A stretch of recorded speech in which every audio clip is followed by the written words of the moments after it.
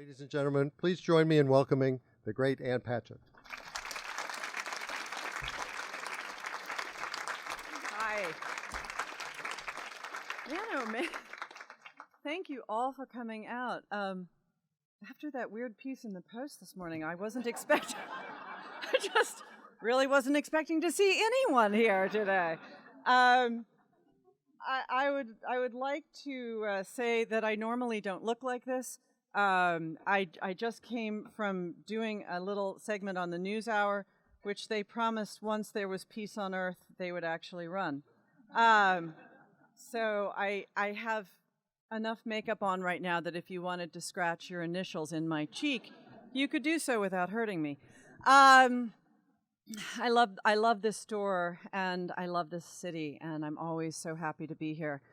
And I'm going to tell you how this book came to be, and then I'm going to read an essay, and then we'll do the question thing, and that'll work. I have this friend named Nikki Castle. Nikki Castle was the babysitter for my sister's children when she was the sophomore class president at Converse College in South Carolina, and my sister was the vice president at the college. And my family really loved Nikki, and we sort of adopted her. And when she was finished at Converse, I talked her into going to the Columbia Publishing Program in New York, and then I got her a job with my agency, ICM. And she moved to New York, and she worked at ICM for 4 years. And at the end of that time, she started calling, and she was crying a lot. And she said she just couldn't take New York anymore. She couldn't take being broke. She couldn't take everybody being, New Yorkers. And she wanted to move, and she wanted to move to Nashville. And the only person she knew in Nashville was me. And I was a little overwhelmed. I really love Nikki, but I don't have kids. And so the idea of one of my kids moving back home when I don't have kids was confusing. And I kind of kept saying, let's talk about other cities you might want to live in. No, she wanted to live in Nashville. She didn't have a job, and she didn't have any money. And she moved to Nashville, and she lived in my basement. She found an apartment pretty quickly, but I told her that she could work for me until she found a job. And I had never had an assistant, and after about a day and a half, I ran out of things for her to do. She had reorganized all the wrapping paper, and I started teaching her how to cook. And then she was going through the closets, looking for something to do, and she found this great big Tupperware bin. And this is the bin where I kept all of the articles and essays that I have written. And I have written a lot because this is how I made my living for a great deal of my life. And the magazines would get very heavy because I moved often. So what I would do is every time I would write for 17 or Bridal Guide or Mercedes-Benz magazines or all of those other magazines that I'm sure you were reading when I was writing for them, I would just rip the sheets out and put them in the bin and close the bin. So Nikki, who is young and inclined towards technology in a way that I am not, said they had to be digitalized, that it was scandalous to think that my whole nonfiction career was contained in a Tupperware bin. And so I bought her a scanner, which was only like $80, and I still don't know how to use it. And she began to scan, and then she bought these nice binders with plastic sleeves, and she organized them. And while she was doing this, she read them. And she came to me and she said, okay, I know what I'm going to do now with my time. We're going to do a book of essays, and I'm going to put this together. And I said, no interest in a book of essays. And she said, well, that is what we're doing. Nikki and I, as this will become clear, we have a very symbiotic relationship, and we're both very bossy, and we're both very bossy with one another. And I really love Nikki. And she's one of the few people in my life that if she says, will you do X? And I say, no, I don't want to do that. She'll come back and say, you know what, you're wrong, and you are going to do this. And there's not that person anywhere else in my life, really. And when she says that, which is rarely, but she's always right. So she said, I'm going to go ahead and do this. She put the book of essays together. And it turns out, of the many psychological problems I have, one of them is I can't read my own work.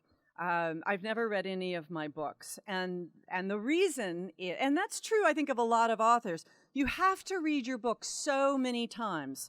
When you're finished, you've got to go over it again and again, and your friends read it, and they make notes, and you have to read it and put their notes in, and the editing, and the copy editing, and the proofreading, and the last page proofs. And by the time it gets to a point where you can't make any changes, you never want to see it again. Same thing is true with the essays. If I write an essay for a magazine, I will read it 20 times. I'll just go and comb it, and then I never want to read it again. There was that, but there was also this fact that I realized later when I did read the book, and what made it so hard to read the book is that the way my psychology works, and I hadn't realized this, is that something would happen to me, something sad, something difficult, something joyful, something wonderful, something funny, something boring, and I would write a piece about it. And then I would take it out of my life and I would put it in the Tupperware bin. And I honestly don't know how people who aren't writers live, you know? Like, my grandmother died, or my dog died, or I got divorced, or, you know, these things that are hard. And this is not a book full of things that are hard necessarily, but I don't know how to carry that around, and I also don't want to let it go. And so I put it someplace, and that place was the bin. So it took me a very, very long time to be able to read this book that Nikki had made. And when I read it, I hated it. And yet at the same time, I could see what was really good in the book and what was really bad. And I immediately took out everything that was bad, and then time would pass by, and I would get an assignment, and I would think, well, you know, what do I want to write about? If there was going to be a book, what would I want to write about? If there was going to be a book, I would want to write a really long piece about writing. And if there was going to be a book, I would want to write a really long piece about my nun. I have my own nun. And I would want to write more about the Los Angeles Police Department. And so, you know, as assignments kept coming in, I was working on the book even as I felt like I would never be able to publish it. It was a good project. The reason, and this is odd, because all these pieces in this book were published, the new ones, the old ones, everything was published somewhere. But I publish in such various places that no one could possibly have read all the pieces. And the way it works is kind of like this, that if you go to a party and somebody takes your picture and you're wearing a dress with no sleeves, and it has a high neck and it covers your knees, but there are no sleeves and your arms are bare, and someone takes your picture. And then the next week you go to a party and you wear a dress and it's got long sleeves and the neck is high, but it's short and you're showing your legs. And then the next week you go to a party and the dress is long and it has long sleeves, but it's kind of plunging, and someone takes your picture. And then somebody puts all those pictures together and woo, you're naked. And all these things that didn't seem too embarrassing by themselves seem very embarrassing when they were put together. So I just couldn't overcome the block. Even as I kept getting these assignments for longer essays, and I was writing pieces that I felt really, really good about, and continually taking out pieces that I thought, you know, my thing was the weak sister. I would read through the book, what's the weak sister, pull it out, put something else in. What changed everything was opening the bookstore. And that was the point in my life where I went from being an indoor person, somebody who was very protective of my privacy and kind of kept a big wall up and was quiet and lived this life that was controlled so I would have plenty of time and space to write books, to being an outdoor person. Because I opened this bookstore and it was something that I really, really believed in. And all of a sudden I was standing up on benches giving speeches. I was doing interviews all the time. I was constantly harping about the importance of independent bookselling. And what I've realized, actually, just through the process of talking about this, was there's a great similarity between my relationship with Nikki and my relationship with the bookstore. Because when I opened the bookstore, I thought I was doing a good deed. I thought that I was doing something civic for my community because our bookstores had closed, and I didn't want to live in a city without a bookstore, and everybody told me I was going to lose my shirt. And I thought, okay, I'm willing to lose my shirt because this is really important, and I'm just going to have to do it. Same with Nikki. I thought, you know, I don't want to do this, but this is somebody that I really love, and she's really up against it, and she's a kid, and I need to just be there for her and let her move in and let her work with me. And I found her a job at the Public Library Foundation, where I'm on the board.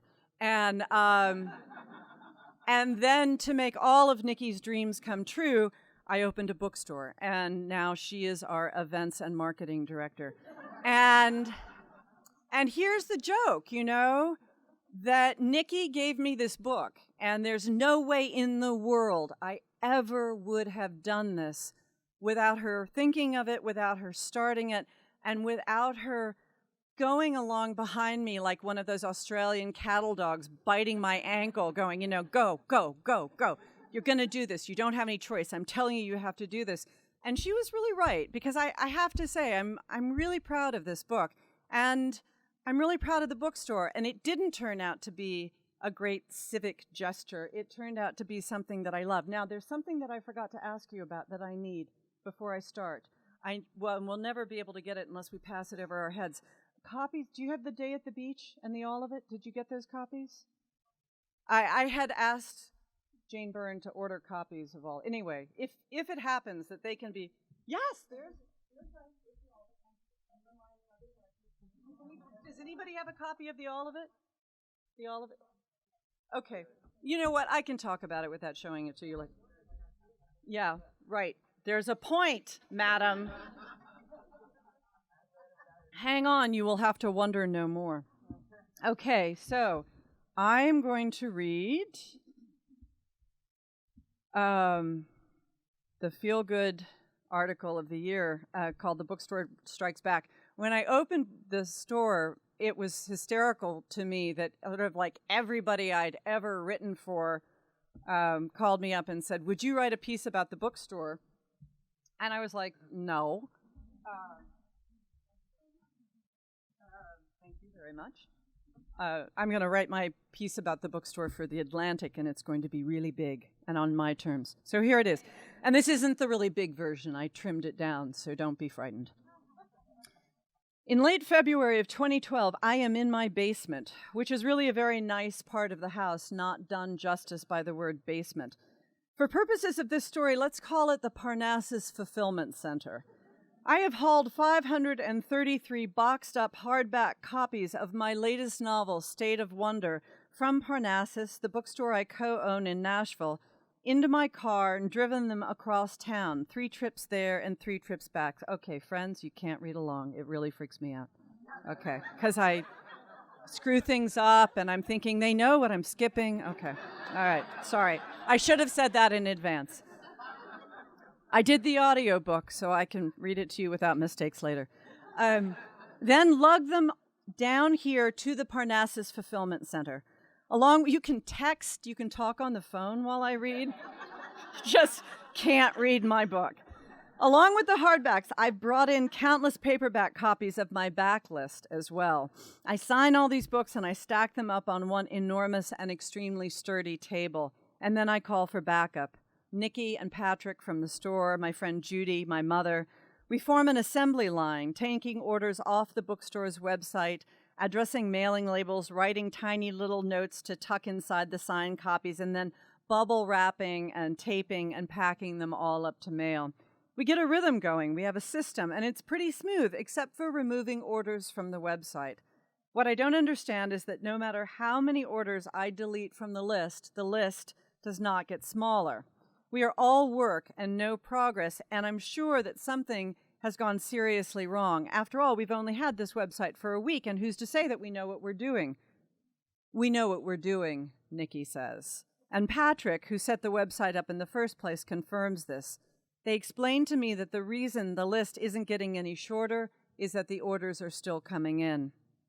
You may have heard the news that the independent bookstore is dead, that books are dead, that maybe even reading is dead, to which I say, pull up a chair, friend. I have a story to tell. The reason I am signing and wrapping books in my basement is that more orders have come in than the store can handle, and the reason so many orders have come in is that a few days before I had been a guest on the Colbert Report. After a healthy round of jousting about bookstores versus Amazon, Mr. Colbert held up a copy of my novel in front of the cameras and exhorted America to buy it from Amazon. To which I, without a moment's thought, because without a moment's thought, is pretty much how I fly these days, shouted, "No, no, not Amazon. Order it off parnassusbooks.net and I'll sign it for you." And America took me up on my offer. That explains how I got stuck in the basement, but fails to answer the larger question: what was a writer of literary fiction whose new book was already 10 months old doing on the Colbert Report in the first place? Hang on, this is where things start to get weird. I was on the show not because I am a writer, but because I am a famous independent bookseller. Let's go back to the beginning of the story. A year before, the city of Nashville had 2 bookstores. One was Davis Kidd, which was our much-beloved, locally owned and operated independent before selling out to the Ohio-based chain Joseph Beth 10 years before. Joseph Beth had moved Davis Kidd into the mall, provided it with 30,000 square feet of retail space, and put wind chimes and coffee mugs and scented candles in front of the books. We continued to call it our local independent, even though we knew it wasn't really true. Nashville also had a Borders, which was about the size of Davis Kidd and sat on the edge of Vanderbilt's campus. In December of 2010, Davis Kidd closed. It had been profitable, declared the owners from Ohio who were dismantling the chain, just not profitable enough. Then in March of 2011, our Borders closed, also profitable. It went the way of all Borders stores, and we woke up one morning and we found we no longer had a bookstore. How had this happened? Had digital books led us astray? Had we been lured away by the siren song of Amazon's undercut pricing? Had we been careless, failed to support the very places that had hosted our children's story hours and brought in touring authors and set up summer reading tables? Our city experienced a great collective gnashing of teeth and rending of garments, but to what extent was Nashville to blame? Our stores had been profitable every month they were open. Despite the fact that they were both the size of small department stores and bore enormous rents, they'd been making their numbers every month. Nashvillians, I would like the record to show, had been buying books. My secret was that I did not much miss those mall-sized gargantuas. The store I really missed had been gone much longer than they had. Mills was the bookstore of my youth. My sister and I used to walk there every day after school, stopping first to check out the puppies at the pet store across the street, and then to go admire the glossy covers of the Christian Lavensdatter series, which is what girls read after the Little House books were finished back before the Twilight books had been written. Mills could not have been more than 700 square feet, and the people who worked there remembered what you had read, even if you were 10. If I could have that kind of bookstore, one that valued books and reading above muffins and adorable plastic watering cans, a store that recognized it could not possibly stock every single book that every single person might be looking for, and so stocked books the staff had read and liked and could recommend. If I could recreate the bookish happiness of my childhood, then maybe I was the person for the job. Or maybe not.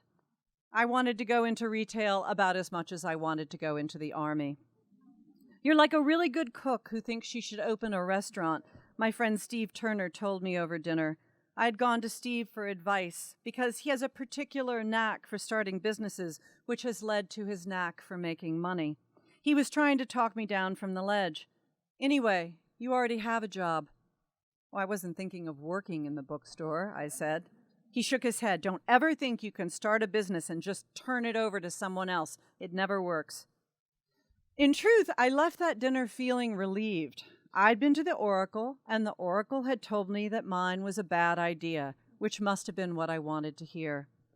In fact, it was exactly Steve Turner's advice I was thinking of when I met Karen Hayes the next week. We were introduced by our one friend in common, Mary Gray James. Karen had been a sales rep for Random House, and Mary Gray had been a rep for Harcourt, and they had both worked at Ingram, a large book distributor outside of Nashville. Karen is tall and pale and very serious in a way that brings to mind pilgrims or homesteaders or other indefatigably hard-working people meant to open a bookstore. Her plan was to quit her job and devote her life to the project. All she lacked was the money. I suggested, having never considered investing in a bookstore and never having been asked to do so, that I could pay for the store and promote it. Karen and I would be co-owners, and Mary Gray would be the general manager, thus solving the problem of how I could have a bookstore without actually having to work in a bookstore. We hammered out a tentative plan in the time it took to eat a sandwich. Then Karen pulled a prospectus out of her bag and handed it to me. "It's called Parnassus Books," she said. I looked at the word. Struck me as hard to spell and harder to remember. I shook my head. "I don't like it," I said. How many people knew what it meant? In Greek mythology, Mount Parnassus is the home of literature and learning and music and some other valuable things. I had wanted a store called Independent People after the great Halldór Laxness novel about Iceland and sheep, or perhaps Redbird books, as I believe that simple titles, especially those containing colors, were memorable. "I always wanted a bookstore called Parnassus," Karen said. I looked at this woman I did not know, my potential business partner. "I wanted a bookstore in Nashville. Why should I get to name it?" "You're the one who has to work there," I told her. That night, after talking it over with my husband, I called Karen. According to her numbers, $300,000 would be needed to open a 2,500 square foot bookstore. I told her I was in. This was April 30th, 2011. In 2 weeks, I was to leave for the UK leg of the State of Wonder book tour. The US leg of tour started June 7th. Karen was working for Random House until June 10th. "Should I announce this on book tour?" I asked her. I knew I'd be giving interviews all day long for the entire month of June. Should I tell people what we had planned over lunch? That we had a name I didn't like, but money in the bank? That we were strangers? Sure, Karen said after some hesitation. "I guess." When I look back on all this now, I am dazzled by the blitheness that stood in place of any sort of business sense, the grand gesture of walking over to the roulette table and betting it all on a single number.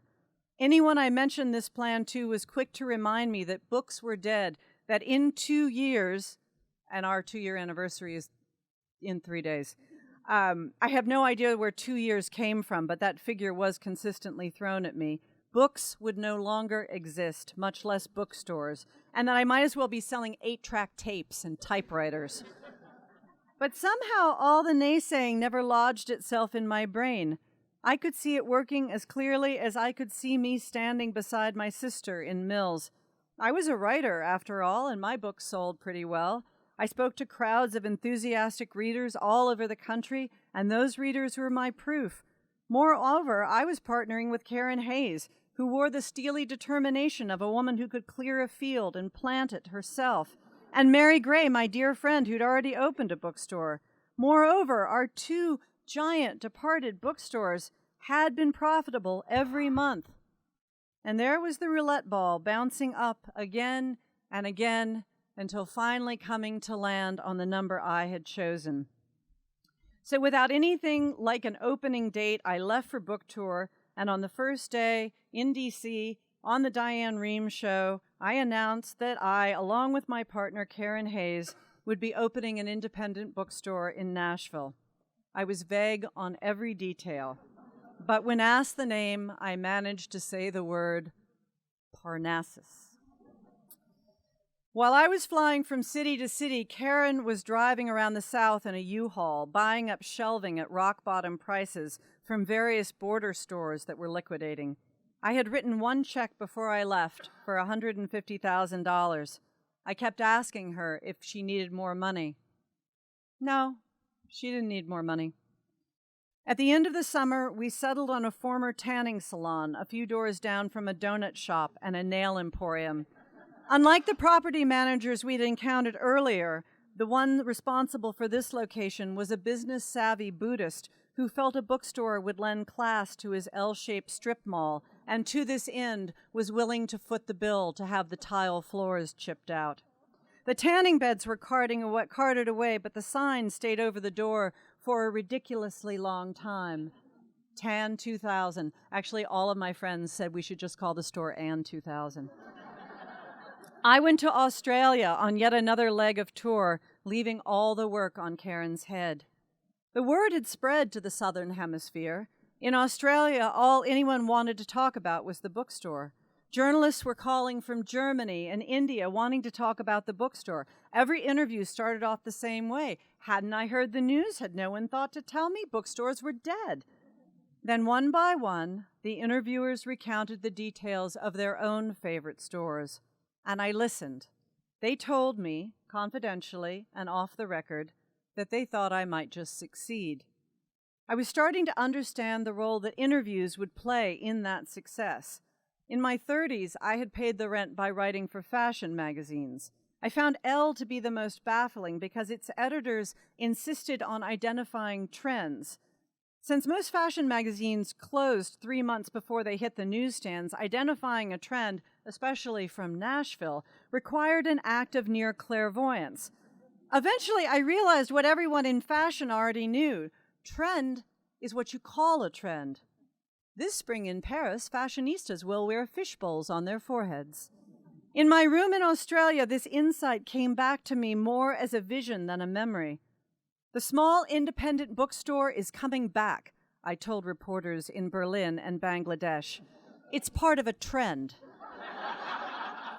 My act was on the road, and with every performance, I tweaked the script, hammering out the details as I proclaimed them to strangers.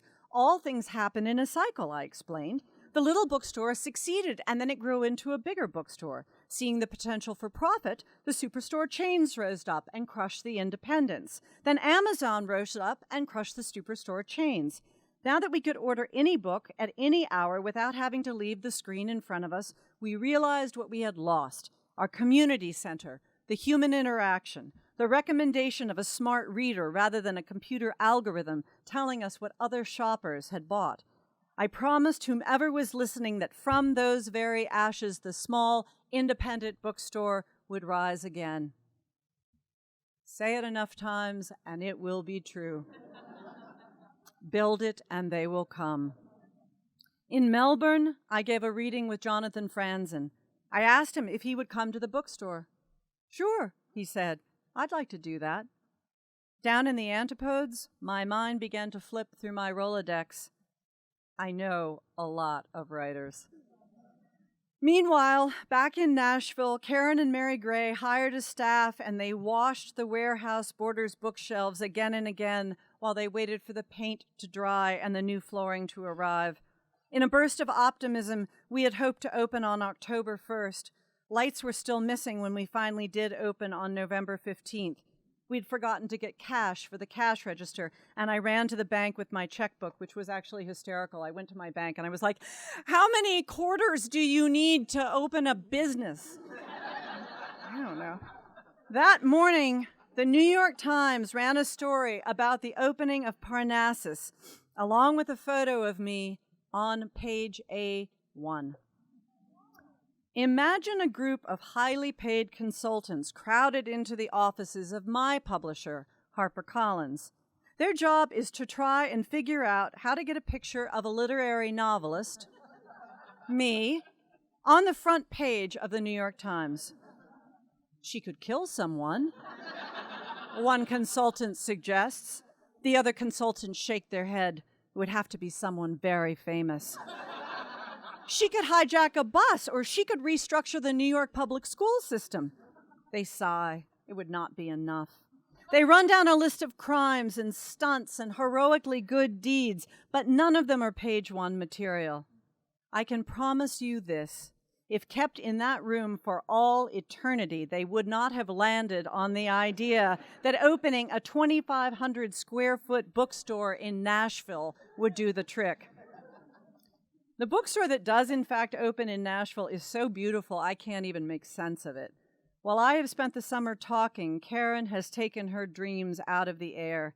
She's made the ideal bookstore of her own imagination into a place where you can actually come and buy books. I realize now that my business partner is something of a novelist herself. She attended to the most tedious details and then went on to make a work of art.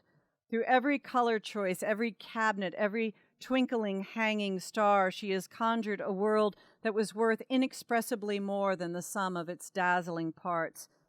The kind of store children will remember when they are old themselves. Parnassus, I could finally see, was perfectly named. Every time I walk through the door, I think Karen was the only person I met who wanted to open a bookstore. And how did I know when I met her that I should sign on for life? When we had our grand opening the following Saturday, an all-day extravaganza that stretched from early morning puppet shows to late-night wine and cheese, an estimated 3,000 Nashvillians came through the store, devouring books like locusts sweeping through a field of summer wheat. All of us who worked there had waited so long for customers that once they finally came, we could not stop telling them what we wanted them to read. I'm going to stop there for a second, and this is almost over. I've just got a page left. But as I said earlier, when I opened this store, I thought I was doing a good deed. And I never thought about all of the ways that the store would be fabulous for me, that it would be full of people who were my friends, that I would get to come and see, that my dog would really love it, and I could just drop him off in the morning, and he could work there all day by himself, and I could pick him up at night. That we would have all of these amazing authors come through. You know, when you live in Nashville, it's a lot of songwriters, and I miss having a literary community. But now all of my friends come to Nashville because they are all on book tour. Plus, I get to meet amazing writers I've never met before. But the thing that is the greatest thing about the store, that it never occurred to me, is that I could force people to buy the books that I love. And you guys are all here, you're readers, you know. When you read a book you love, there's nothing else like it. It's a fabulous feeling. But the companion feeling, the thing that must happen the next moment, is to force someone you love to read the book. Is to say, Karen Joy Fowler's, we are all completely beside ourselves. You have to read this book. You've got to read The Good Lord Bird by Jim McBride. You absolutely have to read The Goldfinch. It's big. It doesn't matter. You're just going to love it. And that I've been doing that to my family and friends forever, but now every day there's like a whole new group of strangers, and I can come in, and they're just like trying to find the bathroom. And I can be like, hey, I just saw you walk past Tony Mara's The Constellation of Vital Phenomenon. That's the book for you. Please come back. And because I am Ann Patchett, and people are actually kind of scared of me, they buy it. I mean, it's the people who work in the bookstore are always standing there going, oh, God. I also take bad books away from people. When I see somebody buying a book they should not be buying, I'm like, miss, can we talk about this for just 1 minute? My favorite story is I saw a young woman carrying a copy of The Beautiful and the Damned. She was like 22. And I was like, wow, The Beautiful and the Damned, man, you must really love Fitzgerald. And she was like, oh, no, I'm so excited. This is my first one. The only people who read The Beautiful, the only people who should read The Beautiful and the Damned are people who are doing their doctoral thesis on Fitzgerald. And so I said, no, you need to read The Great Gatsby first. She said, well, my roommate says The Beautiful and the Damned is the best one. I said, your roommate's a fool. You know, you just read Gatsby, maybe Tender as the Night. If you're on a roll, come, I'll hold this one for you and I'll give it back to you. So when I was going out with State of Wonder, and we didn't have a bookstore, but we were about to have a bookstore, I wanted to see what kind of a bookseller I was. And I probably did this here with the All of It, which is the #1 best-selling title in Parnassus books. We keep a huge stack on the counter. Somebody's checking out. We say, and do you have the All of It? And they are like, no. And we say, well, you might as well buy it now. You know, because you're going to have to buy it sooner or later, and then you're going to come back and buy 10 more copies, and everybody does. It was a book that I found that was out of print, and I wrote an introduction for it. And when I was on book tour last time, it actually hit several regional bestseller lists because I am a good bookseller. So when I went out, I was going out this time, I thought I want to do this again. and I wanted to find another out-of-print book that I really, really loved, get it back in print, write an introduction, and take it with me. And the book that I have with me is Jeffrey Wolf's A Day at the Beach. Now, this is the most perfect book of essays that I have read. You might wonder why it is that somebody who is on book tour for a collection of essays in hardback would be saying, this is a better book. And it's paperback, it's cheaper. I can't tell you. Have you read Duke of Deception, Jeffrey Wolf's memoir? A lot of you have. Jeffrey Wolf is Tobias Wolf's brother. He wrote this boy's life about growing up with his mother. The parents divorced very young. Jeffrey wrote Duke of Deception about growing up with his father. But this is really the great book. And the fact is, books are like lemmings. And there's a crowd of them on the cliff, and there are all these lemmings coming behind and pushing them off. Lemmings apparently don't jump. They are shoved. And a lot of really great books get lost because there's only so much shelf space. Most writers, what you realize when you read this book, and you will, most writers are boring people, as was so recently proven in a large profile of me in the Washington Post. And they stay home and they don't do much and they write. And when they do interesting, exciting things, it's usually because somebody is paying them to go on an assignment and do something interesting. Not Jeffrey Wolf. He is an interesting person who led an amazing life, has a phenomenal mind, and an unparalleled gift for writing. And I just don't know almost anyone else where those things come together. There are people who are great adventurers, who are fearless, who live fascinating lives, but they either can't write or they just wouldn't waste the time to sit down and write because they're having such an interesting life. Jeffrey is living that life and writing about that life, and I love this book. Okay, so let me just polish this off. It was the end of my pitch. The shelves that we had so recently washed and dried and loaded down were startlingly empty. Karen kept running back to the office to order yet more books, while I kept climbing onto a bench to make yet another speech. Every news program, every local newspaper, along with People magazine, came to interview us. So many times that someone walking past the window of our bookstore on his way to the donut den might think that we had won the Derby, or cured cancer, or found a porthole to the South Pole. You know, I had told Karen early on, you're going to wind up doing all the work, and I'm going to get all the credit. And that could get really annoying. But she didn't seem annoyed, either by the abstract concept or later by the omnipresent reality. You just do your job, she told me. I'll do mine. My job has become something I could never have imagined, and while surely it benefits Parnassus, Parnassus is not exactly the point. Without ever knowing that such a position existed, let alone that it might be available, I have inadvertently become the spokesperson for independent bookshops. People still want books. I've got the numbers to prove it. I imagine they remember the bookstores of their own youth with the same tenderness that I remember mine. They are lined up outside most mornings when we open our doors because I think they have learned through the journey we've all been on that, here's the sentence to listen to, if you're napping, wake up, that the lowest price is not necessarily the best value. Parnassus Books creates jobs in our community and contributes to the tax base. We've made a place to bring children to learn and to play and to think those two things are one and the same. We have a piano. We have a dachshund. We have authors who come and read, and you can ask them questions, and they will sign your books. The business model may be antiquated, but it's the one that I like, and so far it's the one that's working. And maybe it's working because I'm an author, and maybe it's working because Karen works like her life depends on this bookstore, or because we have a particularly brilliant staff, or because Nashville is a city that is particularly sympathetic to all things independent. Maybe we just got lucky. But my luck has made me believe that changing the course of the corporate world is possible. Amazon doesn't get to make all the decisions. The people can make them by how and where they spend their money. If what a bookstore offers matters to you, then shop in a bookstore.